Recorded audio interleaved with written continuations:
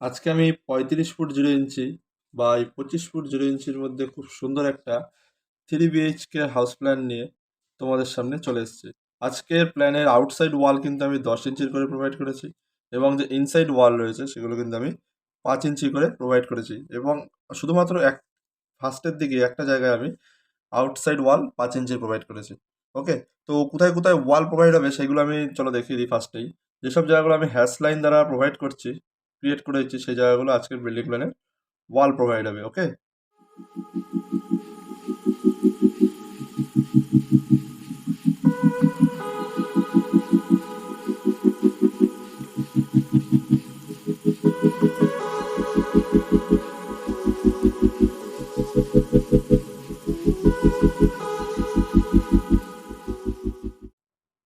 তো যেখানে যেখানে ওয়াল প্রোভাইড হবে সেই জায়গাগুলো আমি হ্যাচ কালার দ্বারা অলরেডি প্রোভাইড করে দিলাম, এবং যেখানে যেখানে উইন্ডো প্রোভাইড হয়েছে সেই জায়গাগুলো আমি ডাব্লু দ্বারা চিহ্নিত করে দিচ্ছি। ওকে, এখানে কিন্তু একটা উইন্ডো প্রোভাইড হবে।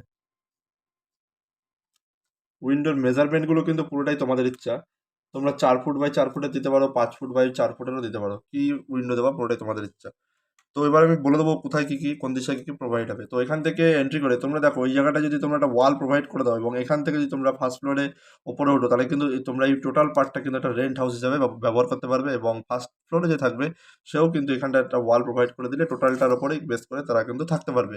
অথবা তোমরা টোটালটাই একটা কমন বিল্ডিং তোমরা ইউজ করতে পারো। যাদের একটা ফ্যামিলি রয়েছে তারা কিন্তু রেন্টে দিতে পারো। ওপরটা তোমরা ব্যবহার করতে পারবে এবং নিচতলাটা তোমরা রেন্টে দিতে পারবে, তোমাদের ইচ্ছা। তো এখান থেকে প্রবেশ করেই তোমরা এখানে একটা কিং সাইজের ডাইনিং পেয়ে যাচ্ছ, এবং ডাইনিংয়ের পরেই তোমরা এখানে একটা ফার্স্ট রুমটা কিন্তু এখানে পেয়ে যাচ্ছ, এবং রুমের পাশেই তোমরা আজকের কমন কিচেন পেয়ে যাচ্ছ, এবং কিচেনের পাশেই তোমরা একটা টয়লেট পেয়ে যাচ্ছ। ওকে, এবং টয়লেটের পাশে তোমরা এখানে সেকেন্ড রুমটা পেয়ে যাচ্ছ, এবং এই রুমের পাশেই তোমরা একটা মাস্টার বেডরুম পেয়ে যাচ্ছ। মাস্টার বেডরুম এই কারণে বলছি, এটা কিন্তু একটা কিং সাইজের রুম আমি তোমাদের সাথে শেয়ার করছি। তো কোথায় কি কি প্রোভাইড হবে সেগুলো আমি অলরেডি বলে দিলাম। এবার আমি যেখানে যেখানে ডোর প্রোভাইড হবে সেই জায়গাগুলো আমি স্কাই কালার দ্বারা চিহ্নিত করে দিচ্ছি। কিচেনের দরজার মাপ রয়েছে 3 ফুট 3 ইঞ্চি, এবং তার পাশে যে রুম রয়েছে সেই রুমের দরজার মাপ রয়েছে 3 ফুট 6 ইঞ্চি, এবং এখানে তোমরা একটা 3 ফুট 10 ইঞ্চির একটা কিং সাইজের ডোর পাচ্ছ, এবং টয়লেটের দরজার মাপ রয়েছে 2 ফুট 6 ইঞ্চি, এবং প্রত্যেকটা রুমের দরজার মাপ কিন্তু তোমরা 3.5 ফুটের করে পেয়ে যাচ্ছ, 3 ফুট 6 ইঞ্চির করে। এবং এখানে একটা রাউন্ড আর্চ প্রোভাইড করবে, তাহলে বিউটিফুল এলিভেশন তৈরি হবে। তো যেখানে যেখানে ডোর প্রোভাইড হবে সেই জায়গাগুলো আমি স্কাই কালার দ্বারা অলরেডি প্রোভাইড করে দিলাম। এবার আমি ক্লিয়ারলি মেজারমেন্টগুলো বলে দেবো। তো এই দিকটা টোটালটা রয়েছে 35 ফিট 0 ইঞ্চ, এবং এই দিকটা টোটালটা রয়েছে 25 ফিট 0 ইঞ্চ। এর মধ্যে খুব সুন্দর একটা 2 BHK হাউস প্ল্যান তোমাদের সাথে শেয়ার করছি। তো প্রথমেই এখানে প্যাসেজের মেজারমেন্ট রয়েছে 3 ফিট 10 ইঞ্চ, 3 ফিট 10 ইঞ্চ, এবং এখানে টোটালটা রয়েছে outside measurement, inside measurement sorry, 10 feet 6 inch. এখান থেকে এই পর্যন্ত রয়েছে 10 ফিট 6 ইঞ্চ, এবং তার পাশে যে রুমটা রয়েছে সেই রুমের এদিকে টোটাল মেজারমেন্ট রয়েছে 9 ফিট, এটা 10 ফিট। তাহলে তোমরা কিন্তু এটা একটা স্টাডি রুম হিসাবে ব্যবহার করতে পারো।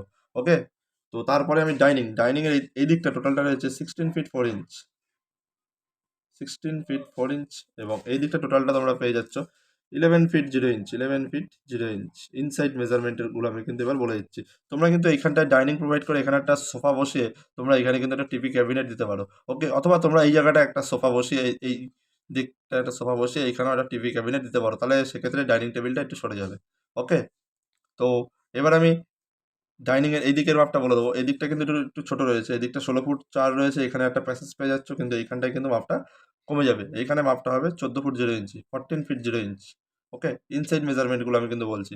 তো তারপরে কিচেনের এইদিকে টোটাল মেজারমেন্ট রয়েছে, এইটার টোটালটা রয়েছে 5 ফিট 6 ইঞ্চ, 5 ফিট 6 ইঞ্চ, এবং এই দিকটা টোটালটা রয়েছে 6 feet 7 inch, 6 feet 7 inch. Inside measurement, আমি বারবার করে একই কথা বলছি, প্রত্যেকটা মেজারমেন্ট কিন্তু আমি এখন ইনসাইড মেজারমেন্ট বলছি। এদিকটা টোটালটা রয়েছে 5 ফিট, এবং এদিকটা সেমভাবে হবে 6 ফিট 7 ইঞ্চ। এবং তার পাশেই যে মেন সেকেন্ড বেডরুমটা রয়েছে, সেকেন্ড বেডরুমের এই সাইড টোটালটা রয়েছে 11 ফিট 11 ইঞ্চ, অ্যাপ্রক্স 12 ফিট এখান থেকে এই পর্যন্ত।